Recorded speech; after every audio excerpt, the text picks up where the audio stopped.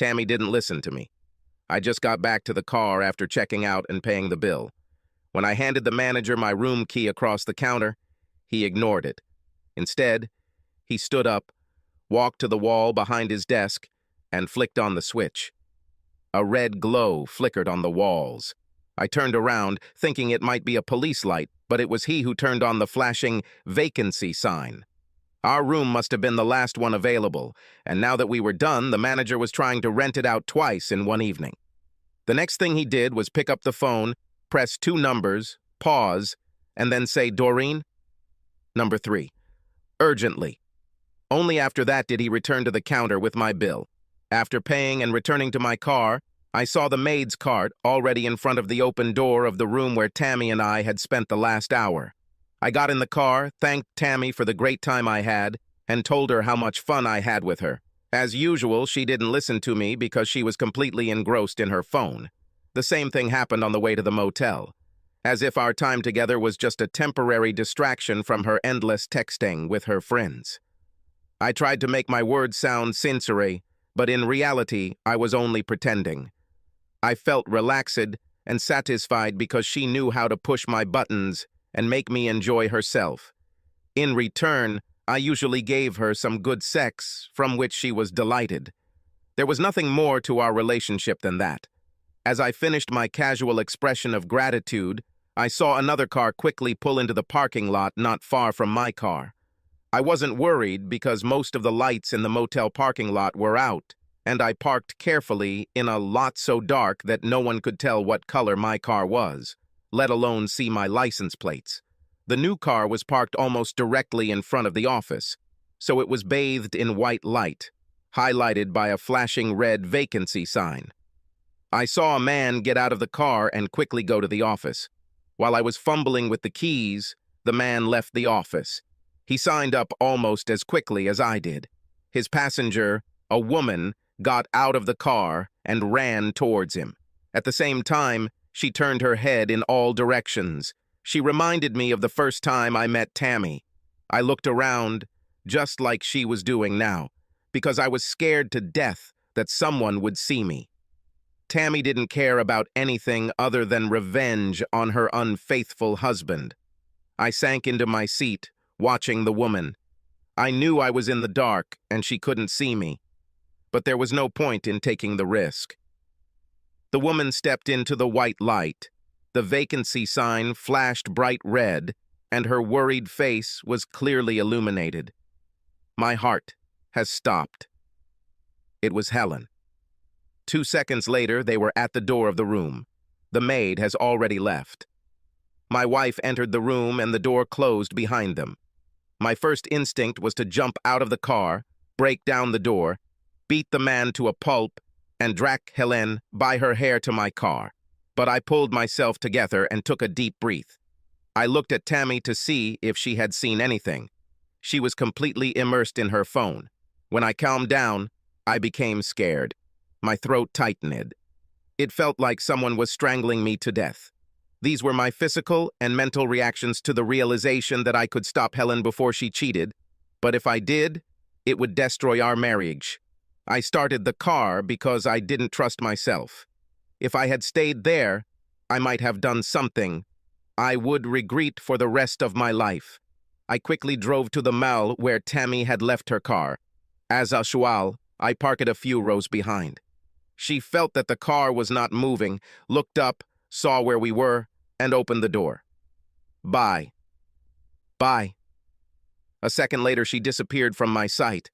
I looked around the parking lot and didn't see anyone. I screamed, and then I couldn't stand it and burst into tears. I hit the steering wheel so hard that my hand hurt. I also wanted to hit myself on the head, hard enough to drive away the thoughts that were racing wildly in my brain. I don't know how long it took until I calmed down. I didn't look at my watch, but I knew that now I had one less question left. The maid didn't have time to change the bedding, so she probably just laid it on top. By this time, Helen was covered in the dried sweat that Tammy and I had left there. I choked on the thought. I forced myself to get that image out of my head and think about what would happen. What are my options? I could go home immediately, pay Mrs. Reynolds and send her home. I might have a couple of drinks before Helen gets home. When she sees my car in the garage, She will have time to rehearse her story before she enters. I know roughly how it will be. She needed to buy something at the mall. I wondered if this was the same shopping center where I parked. Should I drive around, find her car, and wait for her? Helen plans carefully, as do I. She probably bought what she needed in advance and keeps it in her trunk.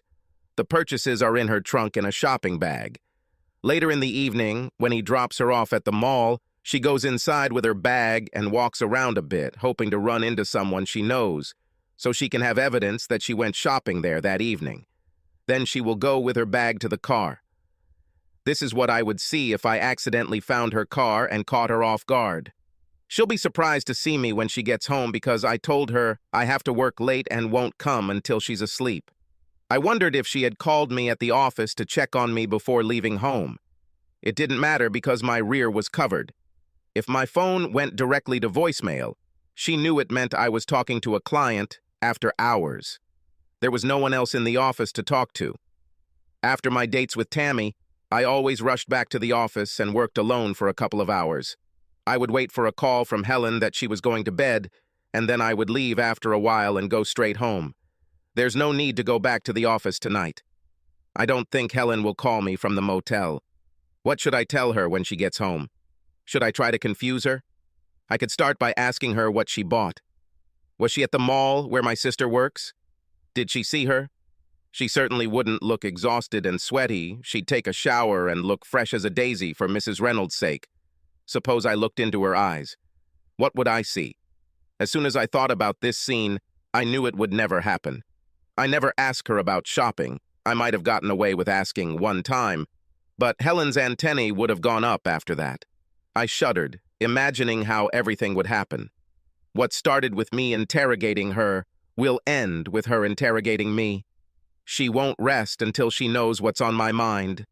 I would try to shut up, but everything would end the same as always. She would find a way to make me tell everything. She would have confessed and explained to me her reasons for cheating. She would probably admit that they weren't good enough. The only good enough reason would have been revenge, but that was not the case. If she knew I was at the motel and intended to get back at me, she would have walked up to my car holding the man's hand and spat on my window before entering the room. She would also turn around at the door and give me the middle finger before entering. If I started breaking down the door, she would call the police and let me spend the night in jail. No, she had no idea I was there. She was there for herself. Why? Was I not enough for her? She never seemed unsatisfied in bed. If she wanted something special, she always told me.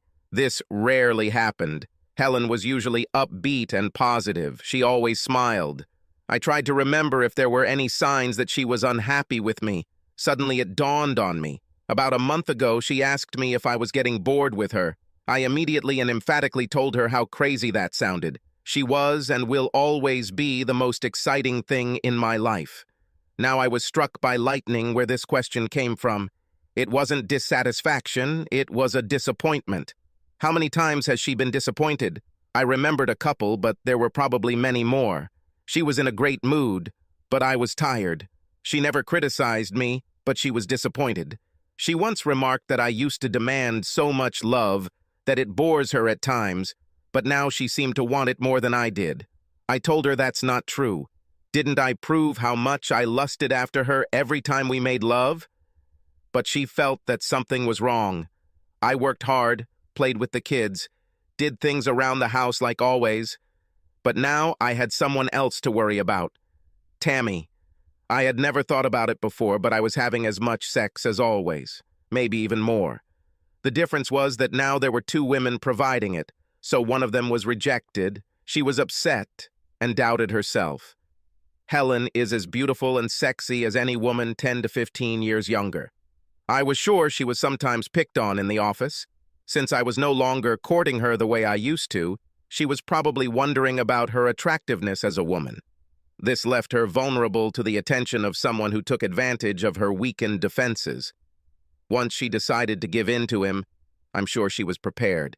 She thought through shopping at the mall or came up with another scheme that was even more reliable. She knew that Mrs. Reynolds babysat only a few families and was available on short notice most days. Just like Tammy had done, She probably scouted out all the out-of-the-way cheap motels so she and the man could drive from one to the other until they found an opening. Once she finished getting ready, all Helen had to do was wait until the next time I called her and told her I had to work late. It was this evening. After finishing her conversation with me, she called her boyfriend and then Mrs. Reynolds. She was sure that she would return home long before me, but even if I accidentally returned home, she probably had a plan to present it. She never expected me to leave the motel at the same time they checked in. How was she to know that her traitorous husband decided that he wouldn't hurt anyone if he helped Tammy get revenge on her husband, and then proceeded to have sex with Tammy for no reason other than that she was different and a little different from Helen? She was definitely neither prettier nor a better lover. I liked Tammy, but I didn't have any special feelings for her. There was no reason for my affair. Why did I only see this now? If I had run into Helen when I got home, she would have cried and I would have cried. She would admit everything, and I would admit everything. We would forgive each other and promise to never cheat again. And we would live unhappily from then on, at least until the kids left for college. It would have been terrible for Helen, but I wasn't thinking about her right now. I selfishly thought only of myself. I would have been destroyed. Why? In the end, she cheated and I cheated. We were even. The scales were balanced. Not really. I'd get a double whammy. I will always be haunted by the image of Helen sneaking a look around the parking lot as she ran to the door to get into the same bed Tammy and I had been in just minutes earlier. But there would be something a million times worse. Her eyes. The admiration and adoration that always came from them will disappear. Her love for me was so strong that sometimes I felt her radiate warmth. It makes me glad that I'm alive and that I'm her man. I gave thanks every Sunday for being blessed with her. Once she knew what I had done, Helen's eyes would no longer see me as special and different, the best husband, father, and lover in the world, as she liked to remind me. She could put on a performance for me and the children, as well as for our family and friends. But I knew there would be many times when we would be alone and she would get tired, she would let her guard down, and I would see the pain and sadness of losing her complete confidence, security, and trust in me. That's why I would have to divorce her as soon as the kids left. I can't look into those eyes every day alone. She idolized me, and I took it for granted. I took her for granted. Every time her eyes showed me that I had messed up, it would be like a stab to the heart. No, it shouldn't be like this at all. She will never know what I did or what I knew. Her life will be better than ever. No matter how much money I have to leave on the table, I will be coming home for dinner every night from now on. I didn't travel often for business, but that's all behind me now. We don't need money that much. I'm going to stick to her like glue so she won't even think about leaving me again. She'll get more sex from me than a porn star. I won't stop until she tells me she's in too much pain to continue. I'll count how many times a month I made her come and try to beat the record as often as I can. We will do things together that we have never done before. One evening, we're going to sit down and write bucket lists and then work on them together. She will shine. For a moment, I wondered if Helen would ever regret her infidelity, as she enjoyed her charmed life with a husband she considered faithful and our wonderful children. Probably not, if she's like me. When I was with Tammy, I never thought about Helen. I knew she would never know, and what she didn't know wouldn't hurt her. Helen will probably feel the same way. I am her happy, faithful husband, and she is my devoted wife.